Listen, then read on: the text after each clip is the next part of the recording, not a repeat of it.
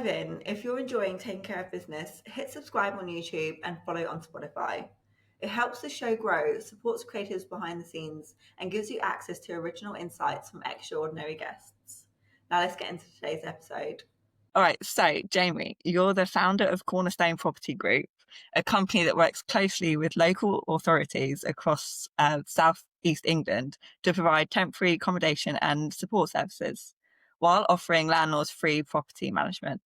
But you're also the CEO of JD Enterprises, a dedicated investor and a trustee of Karis Helping Hand, a charity that supports children living with brain tumours. And beyond your business and charitable work, you're the host of your brand new podcast series, The Driven Podcast, where you share inspiring conversations and entrepreneurs, leaders and innovators. So big welcome to Taking Care of Business podcast. I'm super excited to dive into your journey and hear your insights on business and just life in general. Because it seems like you were living a very full one. So I think what I'm really interested to know is what drives you to keep building, scaling and investing in businesses. So like, why do you do what you do? Yeah, I don't know. I was actually speaking about this with someone the other day. I think it comes. I feel like I'm driven by progress, and I found that out through periods where there've been no progress and just feeling like there's a severe lack of purpose or drive. And I feel like I'm sort of your classic entrepreneur in terms of once something's achieved, it's always looking on to what's next rather than sort of sitting back and reflecting on what's been successful. But I think it's just constantly pushing myself. You know, as you just mentioned, we're starting a podcast now. That was something that was really daunting, and going on podcasts like this one. So I'm just like seriously just trying to keep pushing my sort of boundaries and keep growing and progressing. And business has just been my passion for a long time, and I feel that I want to see how far I can go in it. Really.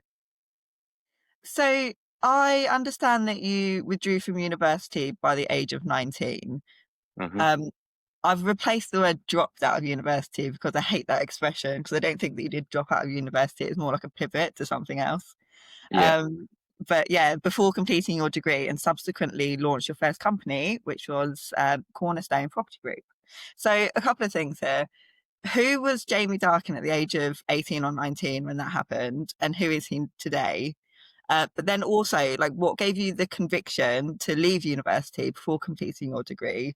And what did you learn from those early years? Yeah, I think I'm trying to think back. It's a long time ago now. I've always been interested in business. I remember being at uni thinking like, I want to set something up here. Just before I went to uni, I taught myself how to build websites from scratch, just from YouTube. I've done a few for people. Yeah, I always wanted to be in business. I didn't really ever want to go to uni. It was more my family that wanted me to go, and I, kind of went for them, I suppose. So whilst I enjoyed it being there, I enjoyed the social life more than the lectures and the course that I was on, and that was ultimately why I decided to leave. Really, is that actually the course that I was pursuing wasn't really what I was interested in or what career I wanted at the end of it. So I would say I was someone quite hungry, but probably following the wrong direction at that time. And who am I today? Well, it's tough. Again, it's a tough one. I'm really, as I said a minute ago, really at a stage in my life where I want to keep pushing myself and progressing.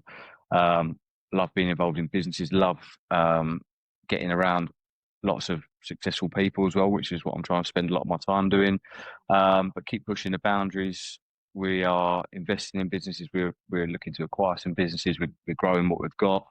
So it's really exciting time, I think, for us at the minute. Or for me at the minute, personally, got a really good family life, relationship, everything like that. So life's quite good. Just I'm really driven to sort of purpose and fulfillment at the minute in this stage of life, which is quite new. Last sort of six to 12 months or so. So coming into a good stage of life.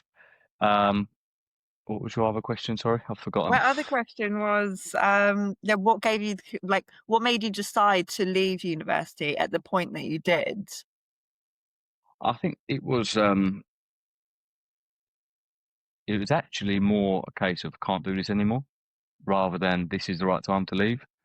Um, I got to a stage where I felt quite down, a bit homesick, but just decided, yeah, like this is just not for me anymore. And it was actually really tough because at the time, I was in second year, I was living in a house. We had a 12-bedroom house with all my friends from first year, so I loved everyone I lived with. Our social life was really good. My best friend, who's still my best friend now, like, lived with him there. So leaving them was really tricky. But it just got to the stage where I was like, I just, I can't keep doing this for other people anymore. I need to go and do what I need to do. And at the time when I left, I didn't know what that was. We didn't know what we was going to do afterwards. First of all, living with 12 people sounds like a nightmare to me, so I probably would have left Yeah, for that it was reason. chaos. Yeah. It sounds to me like, you said you went to university and it was mostly for your parents rather than for yourself. But it sounds like you've had that entrepreneurial spirit and it was kind of like you felt like in a cage and trapped. And to me, it sounds like you're the same person you are today that you were back there, but you just kind of like figured it out a little bit more. And Yeah, just more experience now. yeah, Yeah, and I would potentially agree with that. I mean, like being in business has been something I always wanted to do before school, during school, at uni. Like they had different sort of like departments that could help you set up businesses, and I was always trying to think, right, what's the one that I can go set up? I mean, I never really done anything, mainly because the social life was so busy, but it's always there. So yeah. yeah. When you were talking as well about like feeling a little bit down, I saw your Instagram, sorry, not Instagram, LinkedIn post about burnout and how burnout can happen if you're just not fulfilled. Hmm. And yeah, I completely agree with that. And it just like that made me think of that a little bit.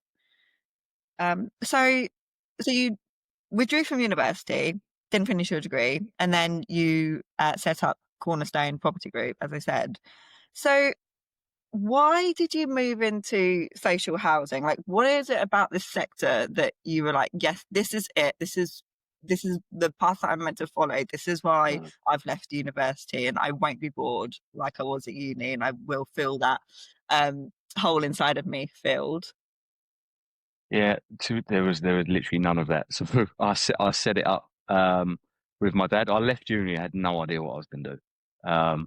As I say, it just got to the stage where I felt like I had to get out, and my dad had previously run a similar business that he'd sold a few years before that, and he said, "Let's set it up, let's do it together." And I'll be honest, I didn't really know what it was. Um, so I turned up, went to go and work with him. I was like, right, okay, what are we setting up? And he kind of explained it to me, and it just went from there, really. And that was 9.5 years ago. So I didn't know what it was going to look like, to be honest. And it's just gone from strength to strength since we've been running it. That's fantastic. I mean, so I think that's really lucky. I can appreciate you have done are doing other things since founding Cornerstone, um, but I think it's quite fortunate that you started something and worked super hard and got it off the ground. And I mean, it sounds like you enjoy what you're doing as well. When I decided to leave hairdressing, it took quite a long time to find the thing that I wanted to do. I had to, Mhm. speak to a lot of people, understand what different industries did, but it's quite nice to see that you had somewhat of like a clear and quick transition. Hope I'm not wrong in Yeah, saying. no, no, no, and it was. I think the transition now of over 9 years has been going through. I've done every aspect of our business, and I was saying this on a recent podcast I was on. I don't feel bad asking anyone to do anything because I have done everything.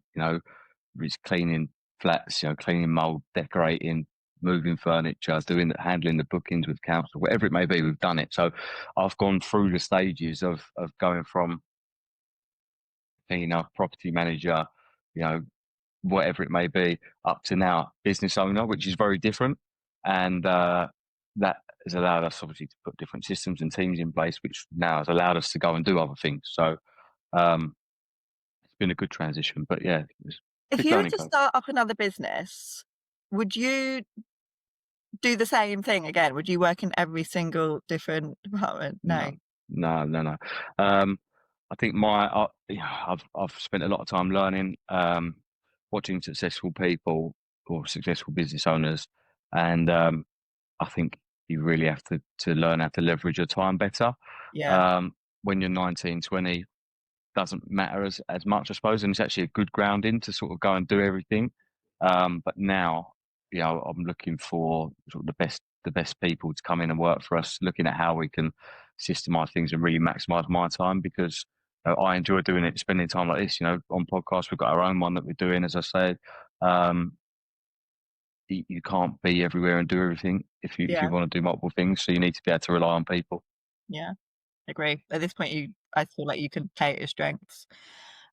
So tell me what the business model is behind Cornerstone Property Group. So, like, how do you balance profitability with social impact? But it's actually a tough one because we are a business. It needs to be profitable. It needs to be successful. But at the end of the day, we do also house people at their most vulnerable points.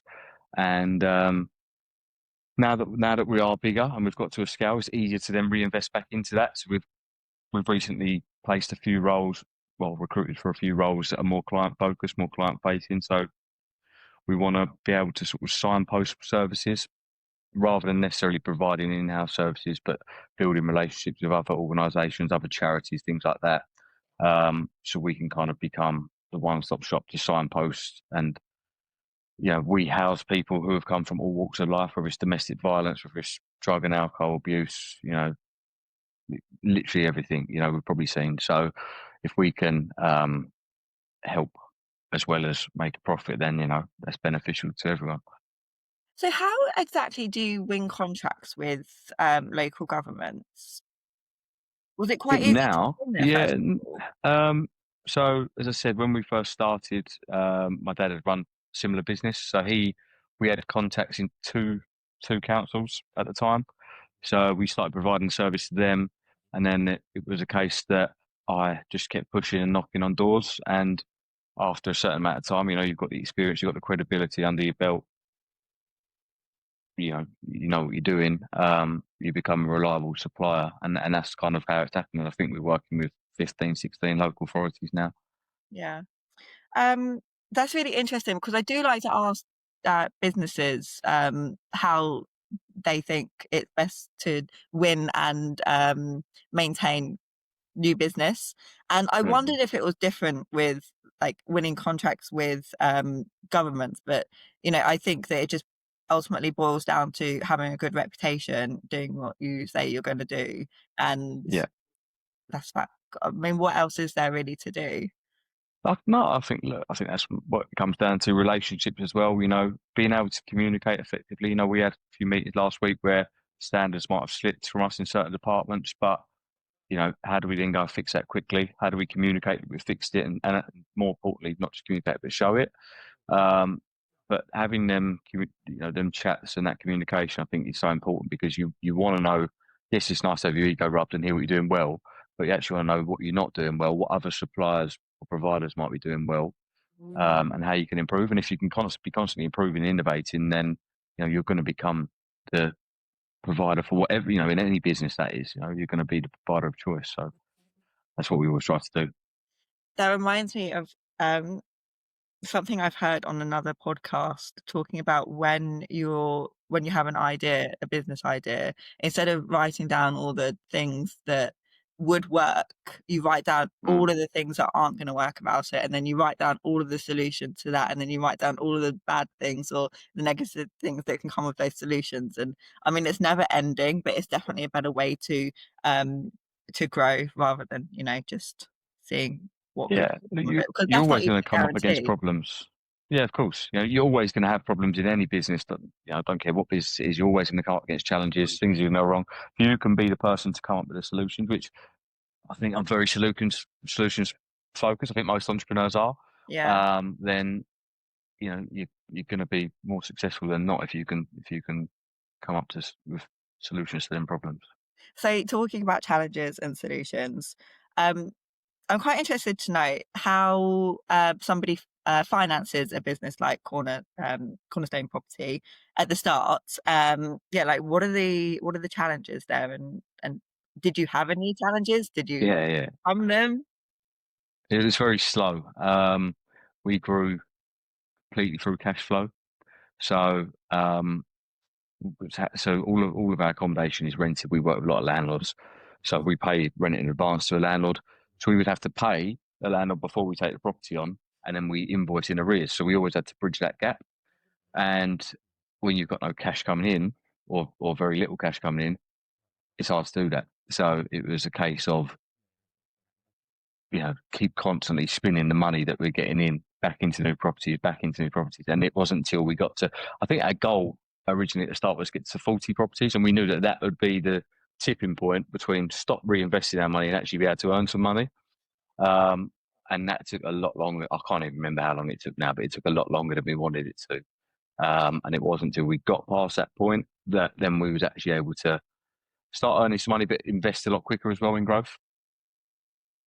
So you were paying the landlords up front. Did you know that the money was going to be returned to you from the government at that point? Yeah. Okay. I mean, Yeah, it's still but difficult though to come up with that kind of cash to hand out and then kind of wait for the government, because I mean, my last experience with them, they're not that fast, but I might be wrong there. yeah, I mean the councils we work with are actually fairly good, but when you're small and it's not a lot of cash coming in, you feel it when you're waiting for it. Well, you do anyway, I suppose. But now we're at a point where we can go and take properties easy because we've got cash flow cycling all the time. In the early days, you're working with 2 councils. You've got a handful of properties. It's just slow, and it would have been lovely to have had a chunk of money to really chuck in and go for it, but we just didn't do that. So, but again, I think that teaches you some real lessons and gives you some good grounding, really. Yeah. So since then, you've scaled Cornerstone to a multi-million-pound revenue business. So again, a couple of things here. What was the key factor or factors that got you there? And what advice would you give to somebody looking to scale a business to that level? Um, so one of the big turning points for us was actually during COVID, which is people find quite hard to believe. So a lot of our businesses, someone's in the property and they might be there for a period of time. They move out, we have to deal with the voids, or we're handling the maintenance while they're in the property. That takes up a lot of time and can be really reactive. Whereas in COVID, that stopped. And this is really where I learned where my time was best spent. Because at the time, I think we had me and a part-time member of staff. I think she'd done 4 days a week. And the calls just stopped. No one was being moved and no maintenance was being done. So we didn't really have much work to do. So I just went out because we were still in central service. I just spent all my time going out and getting new properties on. And we went into COVID, I think with 60 properties, and we came out of COVID with we were sort of double, about 120-ish. And I remember we come out of lockdown and we hired a new team. We had 3 people start like the day we was allowed to go back or whatever it was, and that was it. And it was like, they're going to manage the operations and I'm going to grow the business. And ever since then, that's always been my mindset. And a lot of people struggled in COVID, but that was a real godsend. More for my change of mindset, if anything, because I just thought I have to focus on that rather than low value task or repetitive tasks. Just go out and grow and use my skills where they're most valuable. And then what advice would you give to somebody who's wanting to scale a business to the level that you have? I think similar, really, is try to spend your time most effectively, and leverage your time where possible. So if you can bring in someone to operate the business, even if it means sacrificing your own salary for a little while, I've done that as well at times. If I we needed I remember this, we needed an office manager because I was just getting bogged down in a lot of admin. And I said, right, next 6 months, I'm going to pay for them and sacrifice my own salary. But it meant, again, I was able to go and spend that time growing the business. So actually we covered that and more in a quick period of time. I think you need to have the right mindset that you need to leverage your time, bring people in who are better than you to do stuff that you don't like doing, and go out and bring the cash in. Yeah, I mean, it sounds completely true when you say that you are, you find solutions. And I mean, it does make me laugh sometimes that people do get tied up doing the stuff that they don't like doing. And I mean, it's quite obvious to get rid of the stuff that you don't like doing, but so many people don't. They get like bogged down in trying to do everything, and thinking that perhaps they should like improve their weaknesses. But it's just nice to see like you playing at your strengths and seeing what you can achieve over time. I think if you listen to people who are successful, you know, so for example, Richard Branson's book, you know, he's highly dyslexic. He can't do the stuff he doesn't like to do. So he had to go and employ someone. But what that meant is he then spends his time on the things he's really good at. And that's not just him. You know, I've read so many books, podcasts, watched videos. You know, you look at all the successful people. That's what they do. And I don't, you know, it's more of a mindset thing. I think people that are holding on to everything are just control freaks, really, a lot of the time, and they can't trust other people to do it. And if you can't get over that, I think you're gonna struggle to really scale. Yeah. So I heard that you're looking to acquire businesses, particularly in commercial facilities. Now, I'm going to put my lawyer hat on because I'm really interested in acquiring businesses, and I'm just about to start my second seat of my training contract, and I'm going into finance and working closely with the leverage finance lawyers to help businesses like yourself finance those acquisitions. So this is where all my nosy questions come out to do with that. So what is the market right now? What is the market like right now for these kind of acquisitions that you're looking to do? And how do you go about finding the right targets? So the market, I think it's a big opportunity because it's quite well documented that a lot of baby boomers are sort of entering retirement age now, and the businesses we're looking at are generally sort of owned by that demographic.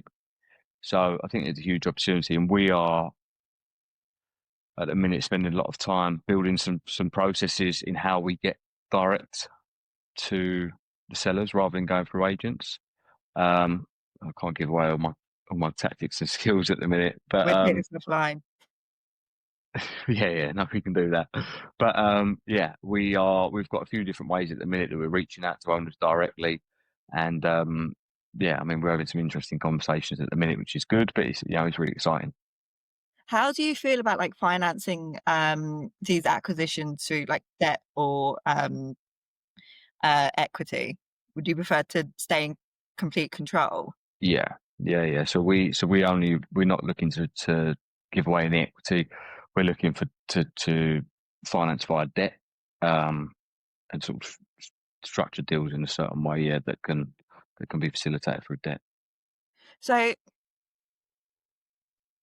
you mentioned like the baby boomers, they're looking to sell their businesses. Do you have a strategy for like turning these businesses around and then making them more kind of like in line with your business? Or are you open to kind of like new businesses and seeing what they have to offer, and if they are doing anything new and initiative and innovative, or like do you kind of like know what you're looking for? We've got quite a good criteria of what we're looking for. We're not looking for turnaround businesses. We're looking for more established businesses where they've got management team in place, profitable, been established quite a while as well. And we, where I think I can benefit the business is that a lot of, I was having quite an interesting conversation the other day with a business owner, built up quite a successful business, to be honest, and used the phrase that, their business is being run by dinosaurs now. They need someone new to come in and, add new technology and sort of modernize it. And that's where I think I can add a lot of value, which then means we can scale the business. But of course, we, that particular business is quite large. They've got a massive team around them. I'd be naive not to listen to them as well and look at the things they're doing right. And actually, the benefit of acquiring businesses is that we can then potentially take some of that knowledge and put it into our existing business where we might have not thought of certain things, to help that grow as well. So I think it's mutually beneficial. Yeah. Sounds like you know exactly what you're doing, to be honest. I mean, yeah. There's a plan in place, yeah. Listen, I don't doubt it. You've done so exceptionally well over the past 10 years. I can only see like you going from strength to strength. So you have invested in property, people, and business ventures. What types of those do you gravitate towards, and what do you tend to avoid? I think at the minute my focus is investing in is acquiring businesses, looking at businesses that we can acquire, and also trying to bring in the best possible people. So I'm spending a lot of my time at the minute really honing our recruitment and how we are bringing in sort of, you know, A players, as if they're called, that can bring in real value to the business, because again, it comes back to me wanting to leverage my time as much as possible. In terms of property, we are looking at that, but it's kind of on the back burner at the minute. So I'd say my main focus is business and it is property and it's people. What are we avoiding? Things that we don't know, really. So the businesses that we're looking at are all stuff where I've got transferable skills. So a lot of the commercial facilities that we're looking at, we've done cleaning in our business, we've done maintenance, we've done gas and electrics and all them kind of things. So we're just looking at taking that and putting it into more commercial services where we can scale it quicker. And people, as I say, I'm really looking for sort of best caliber people we can find now. People that are happy. I feel like it's, you want to be around the people that kind of lift you up, who are inspiring, who can push us, hold me accountable as well. I think that's important. And kind of avoiding, then mood hoovers who are a bit negative or, kind of pass responsibility on, or we don't want to be held accountable. We're not interested in working with people like that. How do you conduct your interviews to find those people, or is it just chemistry that you go from? Yeah, I mean, honestly, recently, it's really like I've put a lot more effort into this. My interviews are it's more just to understand them. I think to understand their way of thinking, their sort of their cultural habits in the workplace, what they get up to outside of work. Really, can I see myself working with this person, but actually enjoy spending time with them, because you spend a lot of time with the people at work. And we've now developed certain tests, culture tests, skills-based tests to really, some people look at it and go quite a bit over the top, but I think people that want to come and work for us and join our mission, they're happy to do that. And a few members of the team have joined us recently. They've gone through that and they actually said that, they enjoyed it because they felt like they was doing it for the right reasons, if that makes sense. Yeah, no, I mean, I like a difficult interview progress. And when I say difficult, I mean like one that is not, your average interview, and they're really trying to understand who you are, because it just makes me feel like when I get into that company, there will be other people that, that share the same kind of drive as I do. And I won't be working with somebody who, was able to conduct a good interview, but at the end of the day, like dragging their feet along the floor once they're in. So, I mean, I would have thought that, people who are those A players, as you said, would kind of like value an interesting interview progress, like it sounds you have. So you have described yourself as addicted to learning. And I wanted to know if you have always been addicted to learning, or if there was a switch that flipped. And what does learning look like in your daily life? I never really thought about it until you just asked that, but I think I've actually always been addicted to learning if it's something I enjoy. I really struggle with learning something I don't enjoy, which probably most people are like. But I remember going back to school, didn't particularly enjoy school, but A-levels I enjoyed it because it was the things that I really wanted to do. I learned, as I said earlier, taught myself how to build websites from scratch with coding from YouTube, just literally watching it, doing it. And now, I mean, I'm always watching, a lot of stuff about AI at the minute. So I do a lot on YouTube, listen to podcasts quite a lot, and different ebooks. Listen to like Audible more than reading, just because I'm driving a lot and things like that. Yeah.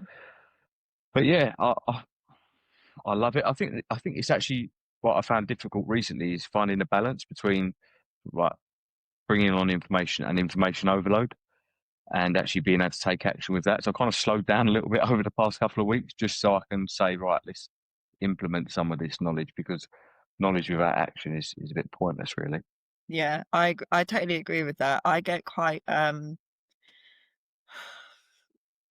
just when I'm taking in like all this information from podcasts or whatever, and I don't have time to implement it, as you were just saying, I feel like, what's the point? And Mm. it's like almost as if I've got my hands tied behind my back, um, which, it kind of sounds like how you feel as well. Um, so, you've mentioned ebooks and podcasts, and I also understand that you're like doing a mentorship program as well. Is that right? Yeah, so I work with a couple of coaches at the minute. So I always feel that sometimes the easiest thing to do is to just buy in knowledge or skills if you don't have them.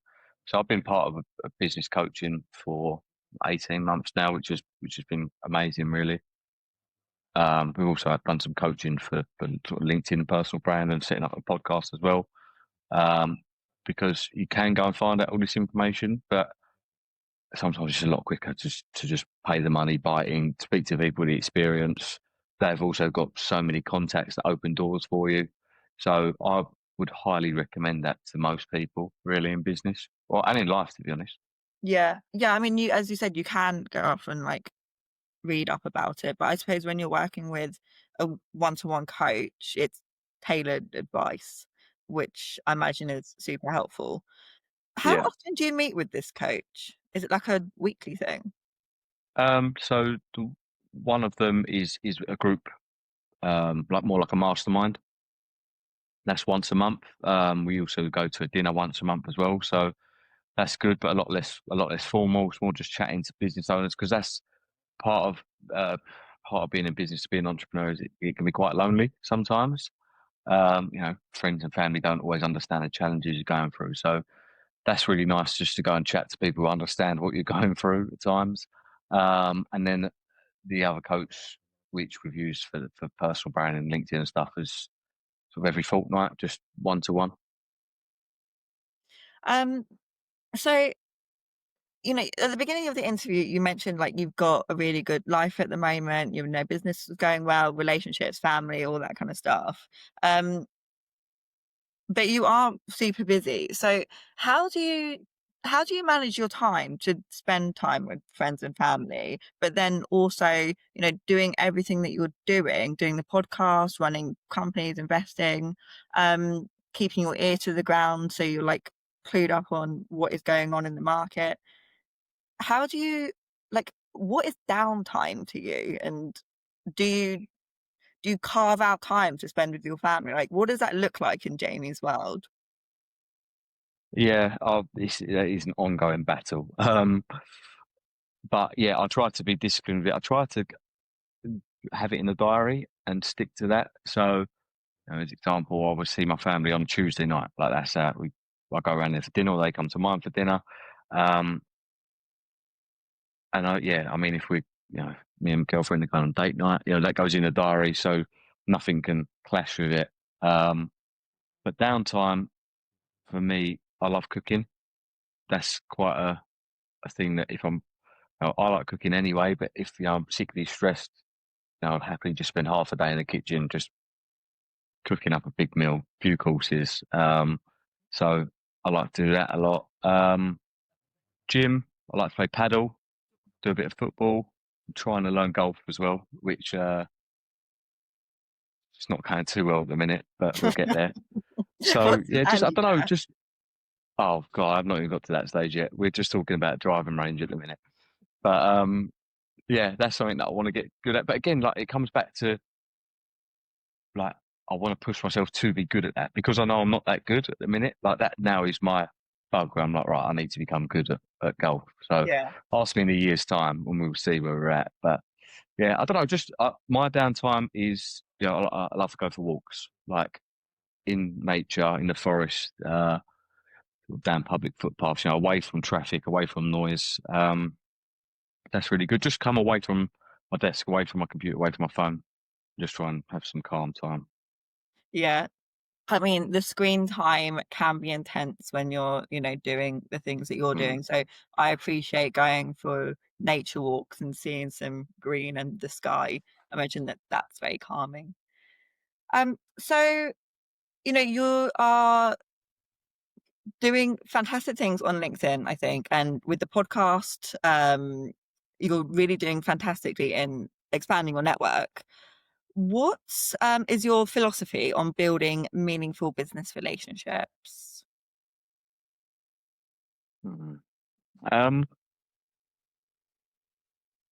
think this is something I've been actively pursuing really over the last couple of years. Is getting out and meeting more business people. I think it's just being quite open, being quite vulnerable. I think is a good thing. Talking about the challenges you're going through, being able to express them so people understand they're not just going through their challenges. Um, you know, it can be hard because running a business, like you say, is time consuming. So trying to carve out time for that is difficult. But I think being there, being able to communicate with people, following up, making sure you do the things you say you're going to do as well. Builds trust and respect. And put off, putting yourself out there, going out your comfort zone to go and talk to people, or go into an event that maybe you can't be bothered to go to that night because you're tired. But actually saying, look, you never know. It always happens when I can't be bothered to go. I end up meeting someone who just blows my mind, or who, there's a potential chemistry or business opportunity, whatever it may be. So I think just be open to it. Have you always been like very has it been always easy or for you? I mean, I say has it always been easy? That's like an assumption, but it comes across like you can go into a room of people that you don't know and speak to people. No, that's not the case. No, I would say I'm quite an introvert. Go on then. Most people probably wouldn't say that. So tell me, like, your game plan when you're going to an event where you don't know anybody. So I went to one last week. Like, I have got better at it because just through experience. But just do it early. I think if you go into a room, you see people talking, you don't know who to go up to, you don't know who to talk to. The longer you stand there and not talk to anyone, the harder it becomes. So I would generally go in, someone right in front of me, they're getting spoke to, and then straight away, you've kind of calmed your nerves, and they'll introduce you to someone they know, and then you get chatting, and then it starts flowing, and it's fine. Yeah, I think that's a great way. One thing that one top tip that I have picked up is like when you're going into a room and you don't know anybody, approach the triangle. So when there's 3 people, because it's easier to get in. Don't disturb if like people are having a one-on-one conversation, unless one of the people looks horrified by what the other person is saying, then they probably need a helping hand. But yeah, I've always found that the triangle is a great approach because, as I said, just slip right in. So you co-founded Karis Helping Hand in 2021, supporting children with brain tumours. So this really interests me for a number of reasons, but I'd really like to know, like, why is this mission close to your heart, and how did you go about setting it up? Yeah, so Karis, who it's named after, was my cousin. She passed away, how many years? 8 years ago, maybe now, when she was 10.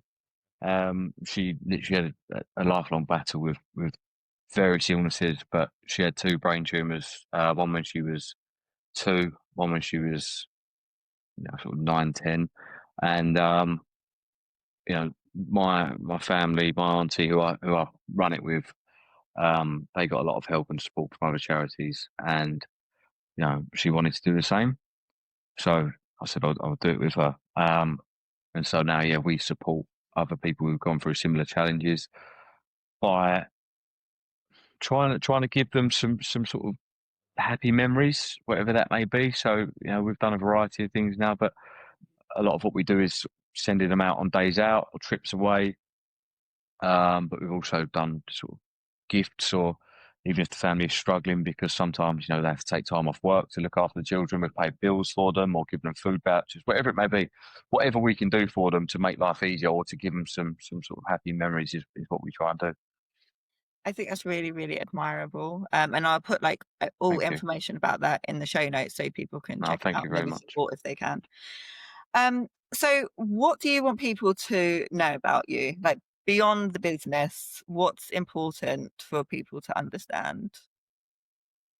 I think I'm just quite a normal guy, really. I'm quite an honourable person, someone that listens. I'm quite into developing myself as well.